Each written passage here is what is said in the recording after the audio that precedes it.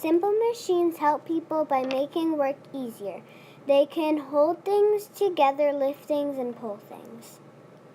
This is a pulley. It helps you lift things. A farmer would use a pulley for lifting hay into a hayloft because hay bales are very heavy. This is a lever. It helps people lift heavy things by putting a stick on a fulcrum. The heavier the weight, the closer the fulcrum has to be to the weight.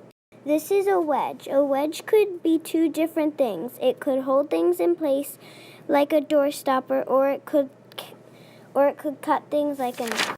An inclined plane helps you move stuff up like a ramp. This man is using a ramp to help him move the wheelbarrow up into the door. A wheel and axle are used for moving from place to place. A screw holds things together like a bench. A screw is an inclined plane wrapped around a tube.